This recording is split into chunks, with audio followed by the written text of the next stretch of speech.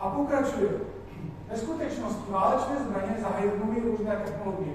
Ty mají schopnost spustit, zvýšit nebo směrovat cyklony, zemětřesení, sucha a povodně, včetně využití aerosolů plné polymerů, o se už bavili, virů, o tom jsme se taky bavili, že se používají bakterie v minimální počasí, radioaktivních částic, které je možné rozšířit pomocí globálních systémů počasí.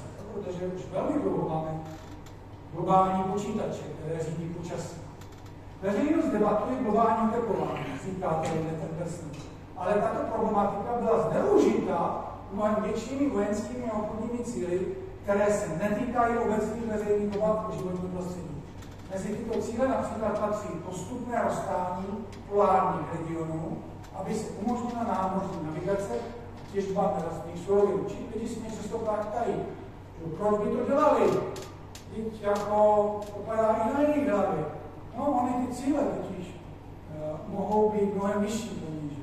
No, takže třeba jeden z těch cílů může být, aby se roztála Arktida.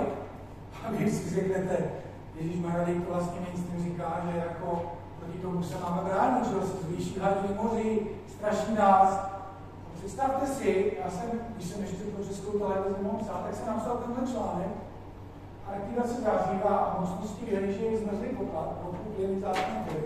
Já jsem zjistil, zase je to všechno ozdrojováno. V každém odstavci mám několik zdrojů, můžete si to řeknout.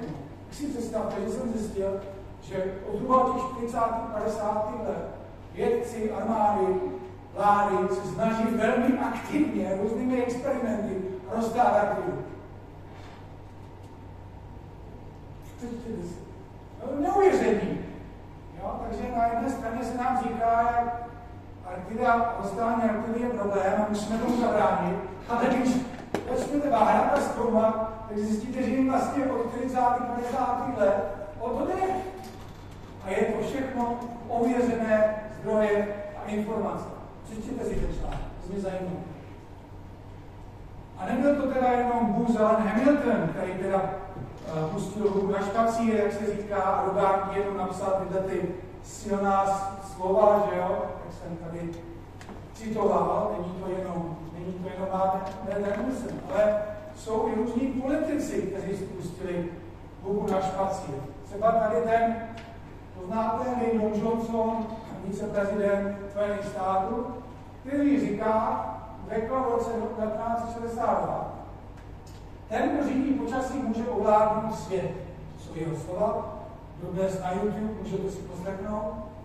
Píše, že, nebo říká, pomocí satelitu je možné ovlivnit vrstvu mraku. Začátkem 60. let Lyndon Johnson se zmiňuje o tom, že satelity mohou ovlivnit vrstvu mraku. Strukturu. Jak je to možné? Kdo nám o tom dneska kdo to analyzuje? No? Máme tady na Slovensku nějakého politika u nás, kteří prostě nějakého vědce, který tohle prostě není. Přitom už od 60. let americký viceprezident, později prezident, to zmiňuje jako prostě, že ty technologie už tehdy byly. Už v 60. letech. A on pokračuje dál. Ovládnutí vzdušného vesmírného prostoru znamená kontrolu nad světem. Vládci nekonečna by měli moc řídit počasí na Zemi, způsobit sucha a povodně, změnit přílivy a proudy, zvýšit hladiny moří, odklonit bouřské proudy a změnit mírné průmeny na chladné.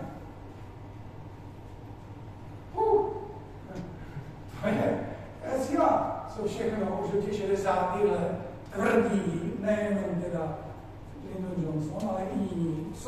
Co už tehdy, jaké technologie byly, co všechno bylo možné.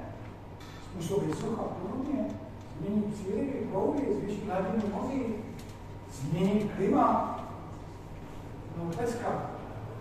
A nebyl to teda jenom viceprezident Spojených států, ale uvědomíme se, co řekl třeba ministr obrany, William Cohen, americký ministr obrany v roce 1997. Všechno, co tady uvádí, můžete prostě si najít. Tak ten řekl, že se ve světě, když používají různé technologie, například pomocí elektromagnetických vln je možné změnit klima, vyvolat zemětřesení či sopečnou činnost. 90. let. Není problém. Takže když třeba se mít lidé ptají, jak je to s tím saharským pískem? Jak je to možné, že teďka, když se podíváte, existující stránka o sobeční činnosti, která neustále roste, já nevím, spekuloval bych, ale rád nespekuluji rád, ale když nám řeknou, že tohle je možné, je možné, aby vyvolali zemětřesení, no říká to ministr obrany. Jo, je možné, aby vyvolali sobečnou činnost. Máme firmu, která směruje řeky na území větší, atmosférické řeky na většině jiné. Myslíte si, že není možné vyvolat písečnou bouři? Je možné, aby magnetizoval? Prosím? Je možné, aby magnetizoval? Třeba? A teď se dostávám, je možná, aby magnetizoval. Takže otázka, trošku přeformuluji, jo. Jsou stopy za letami kondenzační stopy neboli kontrails, nebo je to něco jiného? No, teď se dostáváme k tomu vlastně jednému, jak bychom řekli, významu slova chemtrails. Chemtrails anglicky znamená co? Chemické stopy. No, nemusíme se bavit, jestli to je nějaký tajný program. Chemtrails je chemické stopy, kontrails jsou kondenzační stopy. Neustále se nám tvrdí, že z letadel jsou vypouštěny jenom CO2 vodík, ale to není to pravda. Studie z Bostonu, zase z toho Massachusettského institutu, roku 2013, měli obrovský projekt, kdy létali ve výšce 2,2 až 2,11, v jedné letové výšce asi 10-11 km, sbírali ty aerosoly a analyzovali, co to je. No a zjistili, že 61% těchto částic je minerální prach a částice těžkých kovů. A oni definovali dál, že minerální prach hliníku, křemíku, částice sodíku, draslíku, niklu, mění železa a olovu. Takže tohle je letecké moleku, prosím. To je těch 100 000 letadel. Ale jdeme dál, to nebyla jenom MIT, Vysoká institut technologie v člověku, ETH, rok 2016. Tenhle projekt, který oni měli, studovali zase spodiny z letadel. Všechno je pohledání, můžete si přečíst tu studii. Podívejte se, co zjistili, že je z letadel. Molybden, vápník, sodík, železo, měď, bárium, chromin, hliník, křemík, očík, kobalt, mangan, vanák, nikl, olovo, titan, zikor, jo,